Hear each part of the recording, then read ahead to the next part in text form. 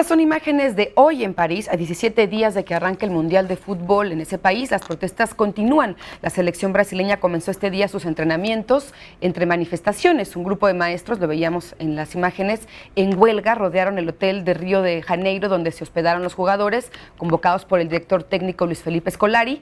Están exigiendo una mayor inversión en educación y también se están manifestando en contra de los millonarios gastos públicos de cara al Mundial. Entre las consignas que gritaban los maestros se escuchó: no va a haber copa y un educador vale más que Neymar, que es uno de los jugadores de la selección. En los últimos meses hemos visto numerosas protestas en Brasil.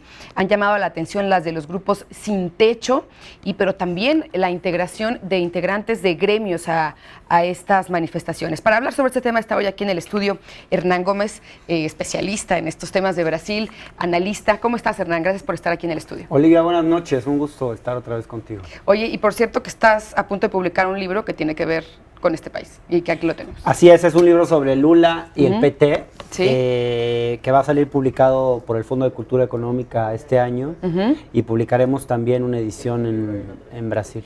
Pues el PT, un partido al que pues le está lloviendo en consecuencia, ¿no? Porque estamos a punto de que haya elecciones en Brasil, elecciones presidenciales, y Dilma Rousseff pues está enfrentando esta nueva ola de protestas a poquitito de que empiece el Mundial.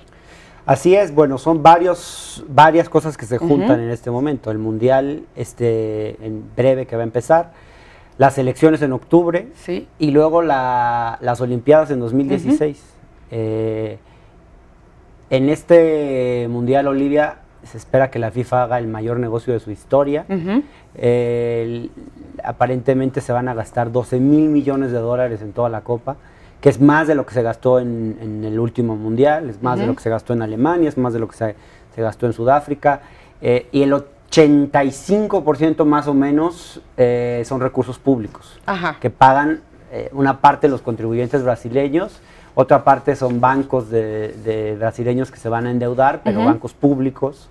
Entonces, claro, no se podía esperar que esto pasara desapercibido. Además, en una sociedad tan activa como es la brasileña, que ya tiró un presidente a principios de los años 90 por corrupción, que ha hecho, digamos, una sociedad realmente participativa y contestataria, no iba a dejar que esto pasara desapercibido y que fuera tan sencillo. Oye, me estás diciendo algo importante. Se ha gastado muchísimo de dinero público para las obras del Mundial, pero muy poco de este dinero invertido, pues realmente la gente lo va a poder aprovechar después en su vida cotidiana. Así es, bueno, algunas obras son de movilidad, por ejemplo, se están ampliando aeropuertos como el de São Paulo, el de Campinas, el de Río, las ciudades más importantes.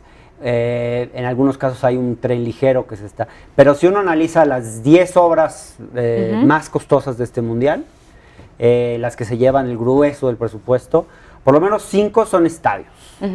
En los cuales en algunos de ellos además hay una corrupción impresionante. No están claros el movimiento de los dineros. No está claro, se ha hecho una auditoría al estadio Mané Garrincha en Brasilia, que es el segundo estadio más grande después del Maracaná y el más caro que se ha construido en la historia de Brasil, y los auditores encontraron por lo menos un 30% de superfacturación, precios más caros de lo que deberían ser. Y esto que está generando un gran descontento entre la gente. Y estadios que en algunos casos podrían convertirse en elefantes blancos porque no van a poder tener dinero, digamos, en las provincias para mantenerlos. Así es, especialmente las ciudades pequeñas donde tendrán un Mundial, pero eso al final no es, en el largo plazo no es sustentable tener esos estadios que no se van ni siquiera a aprovechar porque no tienen la demanda suficiente ni los recursos para mantener esos espacios. Vamos a ver imágenes de las protestas que hemos estado viendo en los últimos días, Hernán, y seguimos conversando contigo.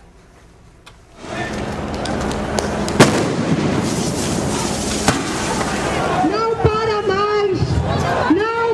mais o carro de som.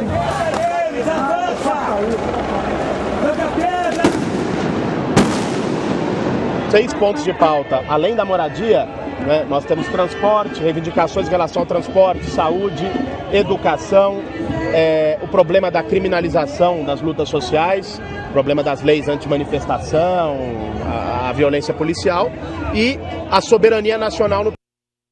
Estas son protestas que ocurrieron el fin de semana allá en Brasil. ¿Qué características tienen, Hernán, y qué diferencias o qué similitudes encuentras en las que se registraron el año pasado cuando la Copa Confederaciones? Hay de distintos tipos, Olivia. Las del año pasado eran protestas relativamente espontáneas, que se organizaron muchas a través de redes sociales y los principales protagonistas eran jóvenes, muchos de ellos de clase media. De que exigían mejoras en el sistema de transporte originalmente, ¿no? Efectivamente, empezó con un movimiento por el pase libre, para quejarse por el incremento en las tarifas de transporte, pero se extendieron a todo tipo de cosas, especialmente servicios públicos, educación, salud, etcétera, ¿no? Y ya había un descontento el año pasado por el gasto excesivo que implicaba el Mundial, las Olimpiadas, etcétera. Ahora estas fueron enormes. Año fueron enormes y sacaron a la calle a 1 millón de personas aproximadamente, sí, en varias ciudades de la ciudad. Hoy no estamos viendo algo similar.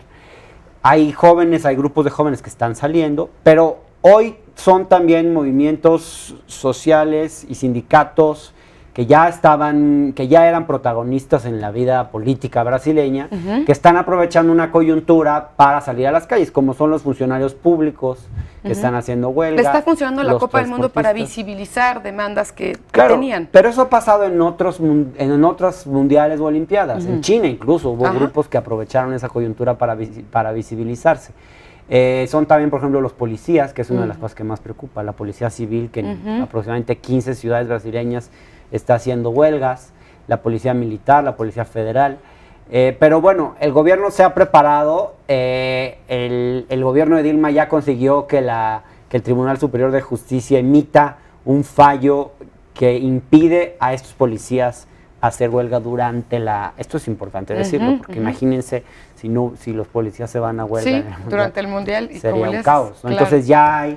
Entonces el gobierno ha tomado sus precauciones y la más importante de todas, Olivia, es la cantidad de armamento no letal que ha adquirido para prepararse para las manifestaciones. Esto después de las protestas del año pasado. Bueno, y de una advertencia de la FIFA, ¿no? Después de que la FIFA, que ha puesto de rodillas al gobierno brasileño solicitándole exenciones fiscales, cambios en la legislación, por ejemplo, para poder vender alcohol en los estadios, cosa que no... Todo para que la FIFA haga negocios multimillonarios. Sí.